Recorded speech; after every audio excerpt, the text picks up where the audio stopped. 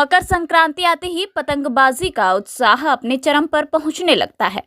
पर्व में अब कुछ ही दिन शेष हैं और वाराणसी में पतंग बनाने और बेचने का दौर तेज हो गया है। हर साल की तरह इस बार भी देश के अलग अलग हिस्सों से कारीगर काशी पहुंच रहे हैं।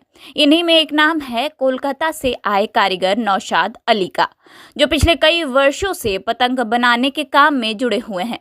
नौशाद अली बताते हैं कि वह मूल रूप से कोलकाता के रहने वाले हैं और वहीं पतंग बनाने का काम करते हैं। मकर संक्रांति के समय बेहतर आमदनी की उम्मीद से वह वाराणसी आते हैं।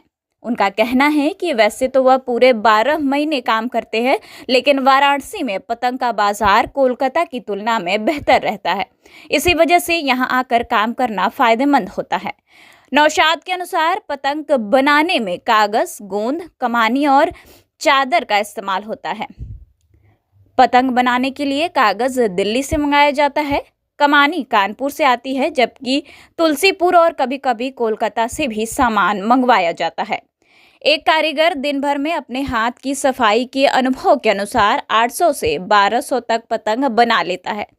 उन्होंने बताया कि उनके द्वारा बनाई जाने वाली पतंगे छोटी से लेकर बड़ी साइज तक होती हैं, जिनकी कीमत 1 रुपए से लेकर 10 रुपए तक होती है। हालांकि बढ़ती महंगाई ने उनके काम को काफी प्रभावित किया है। नौशाद का कहना है कि महंगाई इतनी बढ़ गई है कि लोग पतंग खरीदने से भी कतराने लगे हैं, जिससे कारीगरों की रोजी रोटी पर संकट खड़ा हो गया है। नौशाद अली ने सरकार से मांग की है कि पतंग कारीगरों की समस्याओं पर ध्यान दिया जाए। उन्होंने खतरनाक चाइनीज और लाइनिंग वाले मांझे पर पूरी तरह से रोक लगाने की मांग की है।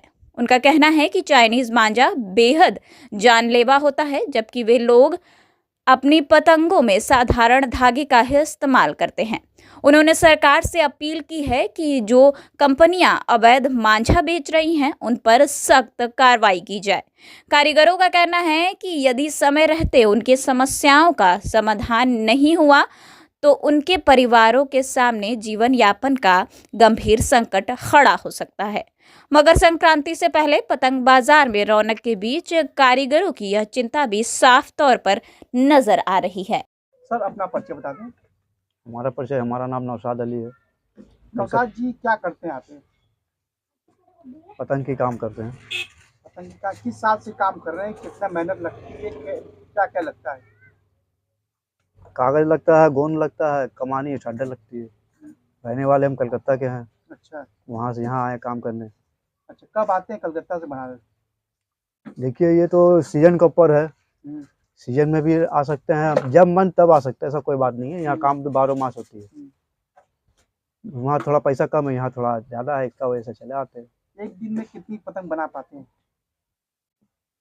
एक दिन में देखिए, हम लोग तो कारीगर का हिसाब और हाथ का हिसाब है, जितना बैठेंगे उतना काम होगा। 1000 पतंग, 1200 पतंग, 800 पतंग, मतलब जितना हाथ स्पीड है उतना हाथ आदमी काम कर सकता है। 500 का, 400 का, 600 का। तो ये पतंग की जो सामान है कहाँ से आती है, किस जिले से आती है? देखिए, कागज तो आती है दिल्ली से, कमानी ठड्डा आती है, कभी कानपुर से, कभी तुलसीपुर से, कलकत्ता से, सब जगह से इधर उधर से आते रहती है। क्या क्या लगता है इसके अंदर? बताया आपको, उसमें कागज, गोंद, कमानी, बाकी सब हम लोग का हाथ का काम। ये मार्केट में कितने की बिकती है ये गुड्डी? ये हर चीज साइज की है, छोटी बड़ी, 1 रुपया, 2 रुपया, 5 रुपया, 10 रुपया। इतना महंगाई बढ़ गया है कि कोई खरीद रहा ही नहीं है काम। तकलीफ हो रहा हम लोग को भी काम करने में। क्यों तकलीफ हो रहा है? बिक्री नहीं हो रहा तो कैसे कमाएंगे? कम हो गई कमाई। पहले ठीक थी, अभी कम हो गई है। अभी आप लोग है लैलून में भी धावा मार दिए, मंजा तो धावा था, लैलून में भी धावा मार दिया सब। आदमी क्या कमाएगा? पैसा लगाएगा आदमी 10 रुपया, कमाएगा 5 रुपया, तो क्या होगा? धंधा बंद होने वाला है। ये लैलून तो सही काम है, तो क्यों धावा मार रही है? अब हम लोग क्या जाने भैया, वो पुलिस लोग जानते हैं। झूठ मूठी का परेशान कर रहा है हम लोग को भी, जो है यहाँ काम कराता है उसको भी। अच्छा, सरकार से क्या निवेदन करना चाहते हैं आप? सरकार से बोलिए, जहाँ बनता है वहाँ पर जाइए, गरीब के ऊपर क्यों जुल्म कर रहे हैं?